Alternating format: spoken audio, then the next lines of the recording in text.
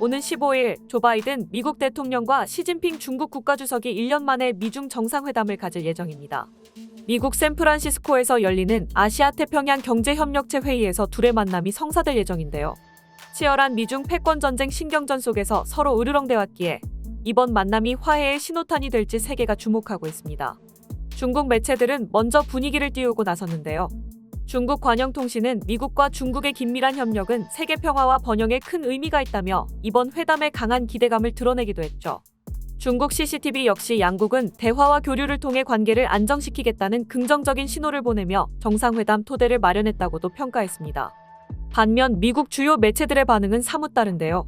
미국 공영라디오 NPR은 미중 정상회담 기사를 전하며 게임 체인저가 될 것으로 기대하지 말라는 제목을 달았습니다. 불신과 갈등이 가득했던 그동안의 분위기를 안정시킬 수는 있지만 다른 것을 기대하긴 어렵다는 반응이죠. 미국 CNN도 시 주석이 가장 최근 미국의 발을 디딘 2017년과는 분위기가 다를 것이라며 미중 관계를 이혼 위기에 처한 불신의 부부처럼 보인다고 묘사하기도 했죠. 여기에 더해 미국 매체들은 강경론을 제기하기도 했는데요. 미국의 보수적 싱크탱크 허드슨 연구소의 토머스 듀스터버그 선임연구원은 중국의 당근은 통한 적이 없다며 시 주석을 달래는 당근보다는 채찍을 사용해야 한다고 주장했습니다. 중국에 대한 강경책들은 2007년 미국의 금융위기 극복 과정에서 촉발됐는데요. 금융위기 이후 당시 잘 나가던 중국은 위기에 처한 미국에 대한 빚독촉과 과도한 갑질을 일삼았습니다. 중국을 개혁 개방의 길로 이끌며 수십 년간 지원을 아끼지 않았던 미국의 지도층은 이때 충격을 받았다고 하는데요. 이때부터 미국의 대중 강경책들이 촉발돼 대중 외교 정책의 근간을 이루고 있습니다.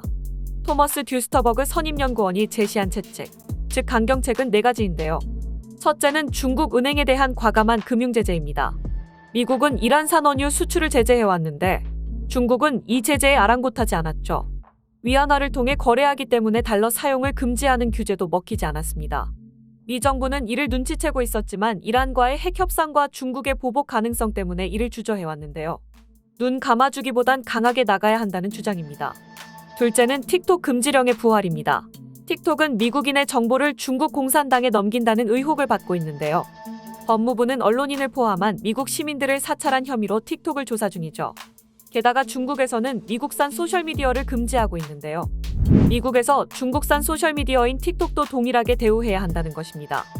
셋째로 중국의 경제 위기가 발생할 경우 지원하지 않겠다는 방침을 밝히는 방법도 있습니다. 중국은행은 1대1로 사업을 추진하며 달러 대출을 아끼지 않았죠. 1대1로 대출의 75%는 달러화로 이뤄졌는데요. 1대1로 사업의 이런 위기가 미국에 있어서는 중국을 쥐고 흔들 수 있는 하나의 무기가 될 수 있습니다. 마지막으로 중국 기업에 대한 미국 자본 투자의 제한 확대 방안도 덧붙였습니다. 중국의 국내 문제가 심각해지고 있는 만큼 이런 강경책들은 적어도 러시아와 이란에 대한 지지는 제고하게 될지도 모른다는 분석입니다.